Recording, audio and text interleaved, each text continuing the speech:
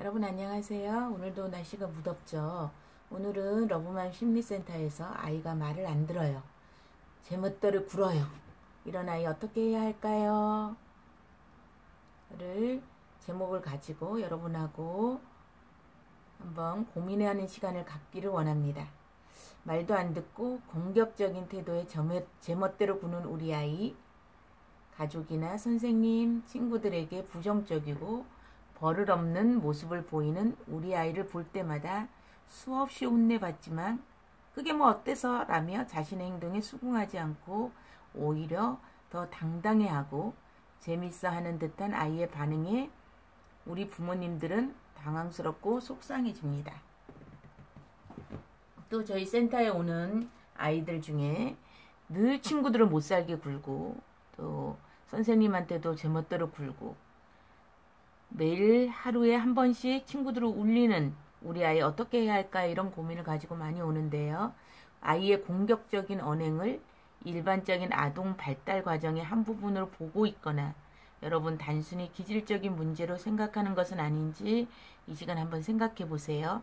단순히 기질적인 성향에 의한 문제일 수도 있으나 반항성 장애의 행동 유형일 수도 있다는 것을 간과해서는 안 된다고 여러분들에게 말씀드립니다. 오늘은 반항성 장애의 행동 유형에 대해서 한번 살펴볼 것인데요. 이게 무엇이냐? 가족, 선생님과 같은 주변 어른들, 친구들 등 자신의 주변 사람들에게 공격적이고 다소 충동, 반항적인 말과 행동을 보이는 심리적인 문제라고 할 수 있습니다. 이러한 반항성 장애는 주로 만 8세 전후로 행동 유형이 두드러지게 나타난다고 하는데요. 몇 세부터 나타난다고요? 만 8세 전후로. 그래서 ADHD, 주의력 결핍이나 과잉 행동 등과 같은 다른 심리적인 문제 행동과 같이 발생하는 경우가 많습니다. 반항성 장애의 행동 유형은 아이들의 기질, 성향, 발달 시기에 따라 다른데요. 영유아기 때에는 아이가 기질적으로 까다롭고 울고 떼쓰는 경우 달리기가 아주 힘들고 또 유아동기에는 세수, 양치, 정리하기 등과 같이 일상생활에서 부모와 계속 부딪히는 거죠. 안 하려고 하고 떼쓰고 그거 하라 그러면 이런 경우가 많습니다. 반항성 장애 행동 유형을 보이는 아이들은 단순히 장난기가 많고 활동성이 높아 말을 안 듣는 것이 아니라 집에서뿐 아니라 또래 사회에서도 아이의 이러한 행동으로 인해 문제를 빈번하게 발생시키는 친구들이 있습니다. 아이들이 이러한 행동을 보일 때 무조건 아이를 혼내는 것은 여러분 어떻게 하나요? 무조건 아이들을 혼내는 부모님들이 많은데 아이에게 이런 경우 오히려 기성세대 어른들에 대한 부정성을 높이고 도덕적 관념에 대한 문제가 발생할 수 있기 때문에 아이가 잘 자랄 수 있도록 훈육하는 방법에 대해 여러분 고민해 봐야 됩니다. 이런 친구들이 많아지고 있습니다. 자, 반항성 장애 체크리스트도 인터넷에 보면 9가지로 나와 있는 약식이 있습니다. 그걸 좀 한번 보시고요. 이 채점을 통해서 반항성 행동이 얼마나 있는지를 체크해 보시기 바랍니다. 자, 그러면 반항성 행동 유형의 원인과 해결을 한번 알아볼 텐데요. 반항성 장애는 크게 발달 과정에서의 일관성 없는 양육 태도. 어떻다고요? 일관성 없는 양육 태도. 또 강압적이고 엄한 집안 분위기.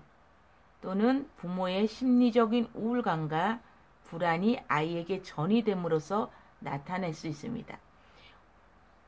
자, 어떻게 한다고요? 반항성 행동 유형의 원인과 해결은 반항성 장애는 크게 발달 과정에서 첫 번째 일관성 없는 양육 태도, 두 번째 강압적이고 엄한 집안 분위기 또는 부모의 심리적 우울감과 불안이 아이에게 전이됨으로써 나타날 수 있다는 것을 여러분에게 말씀드립니다.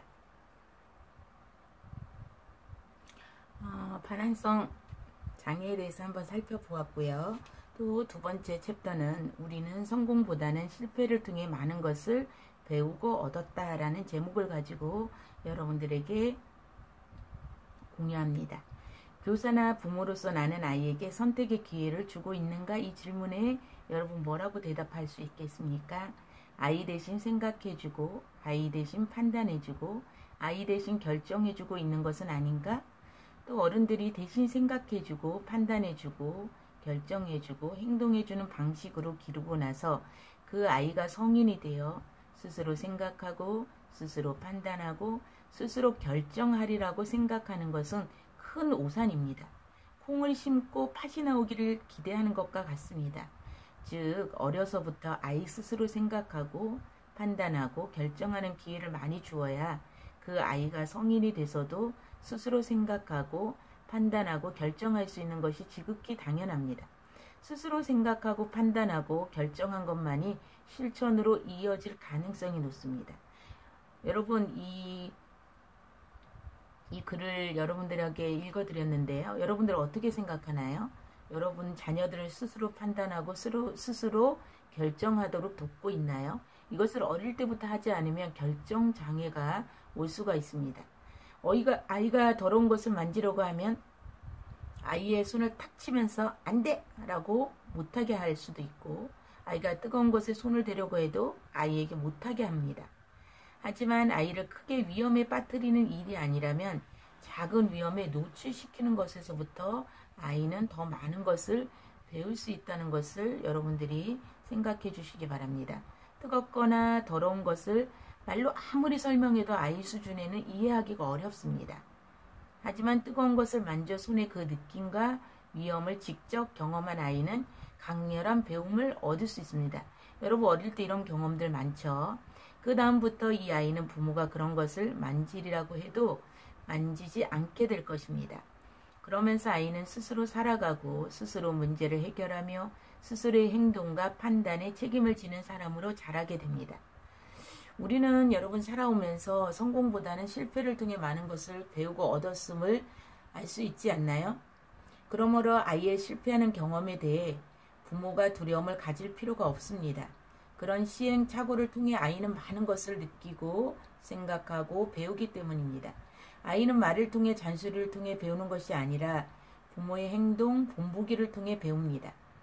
아이가 여러 가지를 경험하고 스스로 판단해서 행동에 옮기고 그것에 책임지는 기회를 많이 가질수록 좋습니다.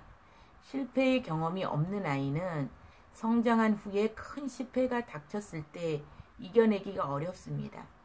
실패를 극복하는 경험을 한 적이 없기 때문입니다.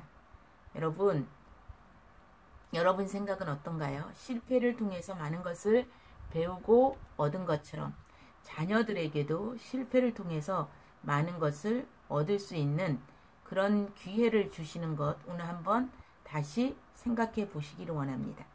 자, 일반적으로 부모들은 아이가 실수한 것을 견디지 못하고 가만히 지켜보지 못합니다. 아이가 어떤 것을 하다가 잘못하는 것이 있으면 바로 아이 일에 끼어들어 해결책을 제시하거나 대신해 줍니다. 그러나 아이의 안전에 심각한 영향을 미치는 실수가 아니라면 가만히 지켜보는 것이 좋습니다. 어떤 사람이 목표를 이루느냐, 이루지 못하느냐는 실패했을 때 좌절하지 않고 다시 목표를 향해 나아갈 수 있느냐의 여부에 달려 있습니다. 그러므로 결과보다는 좌절했을 때 그것을 극복하는 힘을 길러줘야 합니다. 어릴 때부터 이것을 길러주지 않으면 지금 이 시대에 어떻게 이 아이들이 살아갈 수 있는 힘이 있겠습니까? 어떤 좌절이 왔을 때 자신의 목표나 꿈을 스스로 수정하는 것은 상관이 없지만 그것을 남에게 맡기는 것, 특히 부모에게 책임을 전가하는 것이 가장 비겁한 일입니다. 이렇게 부모님이 다 해주고 대신 판단해주고 결정해주고 해주면 그 책임이 반드시 누구에게 온다고요? 부모에게 그 원망이 고스란히 돌아온다는 것을 여러분 기억하시기 바랍니다. 최근에는 우리의 삶에 문화가 미친 듯이 앞만 보고 달리는 쪽으로 변화하면서 부모들이 아이들에게 인성을 가르칠 시간적인 여유를 갖기 어려워졌습니다. 아이가 맡은 일을 스스로 감당할 수 있도록 하고 새로운 기술을 연마하도록 인내심을 가지고 기다려주는 부모들 또한 크게 줄었습니다. 어떤 일이 풀리지 않아 화내고 힘들어하는 아이에게 부모가 그 문제를 대신 해결해 주기보다 혼자 문제를 풀 수 있도록 지켜봐줘야 합니다. 대안 제시로 도와주는 것이 중요합니다. 아이가 스스로 해결책을 찾을 수 있도록 기본적인 방향을 제시해 주는 것이 부모가 할 수 있는 최선이라고 말할 수 있습니다. 여러분, 이렇게 할 수 있도록 여러분도 이 시간에 이 방송을 듣고 있는 여러분, 아이가 어릴 때부터 원하는 바를 표현하고 스스로 판단하고 실천하는 법을 배우게 되면 어느 정도 자란 후에는 부모가 할 일이 별로 없어집니다. 이것을 위해서 여러분들이 돈을 벌고 또 이 아이들에게 교육을 시키고 있는 것은 아닐까요? 아이들은 어른들이 생각하는 것보다 훨씬 더 많은 능력을 가지고 있다는 것을 기억하시기 바랍니다. 아이들이 연약하지 않습니다.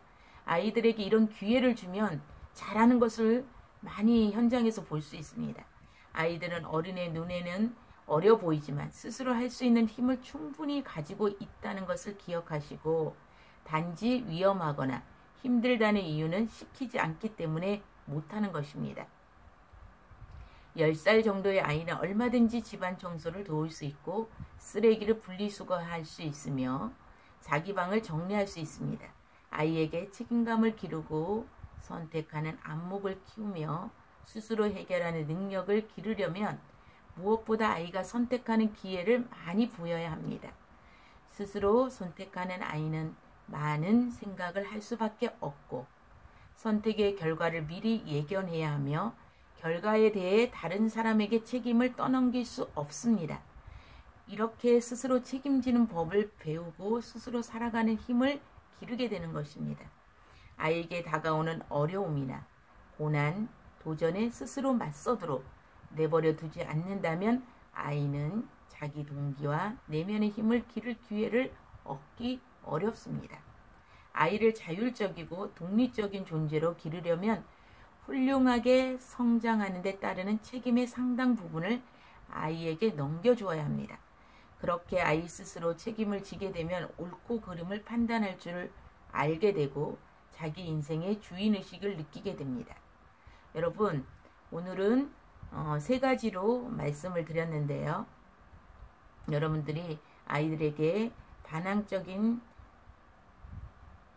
장애를 일으키고 있지는 않는가, 또 여러분 정말로 성공보다 실패를 통해 많은 것을 아이들이 배우고 있는데 모든 것들을 부모들이 해주어서 아이들에게 연약함을 심어주진 않는가, 여러분 생각해보는 하루가 되시기 바랍니다. 감사합니다.